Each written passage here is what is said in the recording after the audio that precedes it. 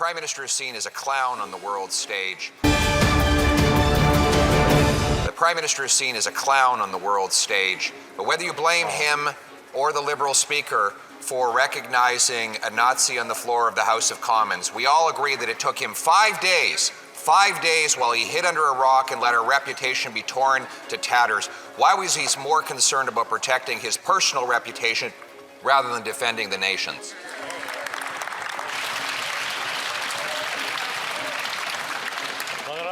Thank you, Mr. Speaker. Every member of Parliament actually recognized that it was the Speaker's responsibility. That's why they called upon him to resign, and that's why he did resign. Thank you, Mr. Speaker. The Honourable Leader of the Official Opposition. And for 5 days, the Prime Minister was in hiding. And he's in hiding from answering my questions today about the people who are starving. We've got 7 million Canadians who are not eating enough because of the price of food. 1.5 million going to food banks. Food banks across this country have lineups that go around the street never before seen. The middle class hungry is the new phenomenon the Prime Minister has brought us after 8 years in power. His solution? A radical quadrupling of the carbon tax to 61 cents a litre on the farmers and truckers who bring us our food. Will he finally adopt the Conservative common sense plan to axe the tax to bring home affordable food? The Honourable President of the Treasury Board. Actually, Mr. Speaker, I'd like to put the question to the opposition as to whether they will actually support Bill C-56, which is before the House, and instead of voting against every measure that goes to support Canadians, whether it is senior citizens, whether it is workers, whether it is small businesses, Mr. Speaker, the Conservatives have a choice, and we urge them to vote in favour of Bill C-56. Thank you. The Honourable Leader of the Official Opposition. We've made our choice. We will axe the tax to bring home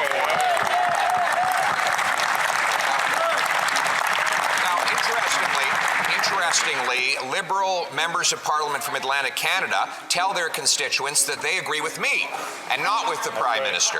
When they're on the home front, they tell their constituents that they're on the Conservatives team to axe the carbon tax. But when they come here, they seem to forget their spinal cords at home and vote with the Prime Minister to quadruple the carbon tax to 61 cents a litre, which also applies to home heating. Will these Atlantic MPs find a spine, vote with us, axe the tax to bring home lower prices? The Honourable Minister.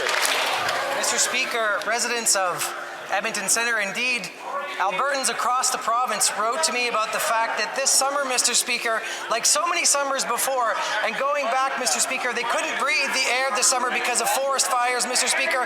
And what do the Conservatives want to do, Mr. Speaker? They want to cancel the child care benefit. They want to pull the CCB. They want to chop, chop, chop. This is the party of slash and burn. They're going to slash programs and let the planet burn. Shame on them. The Honourable Leader of the Official Opposition. We're going to chop the carbon tax, Mr. Speaker. This Liberal member, just like his NDP coalition partners, have betrayed Albertans. Albertans who are ripped off by this carbon tax, just like people right across the country. That member, just like the NDP, decided to betray his constituents and vote for the Prime Minister's plan to dig deeper in the pockets of hardworking people.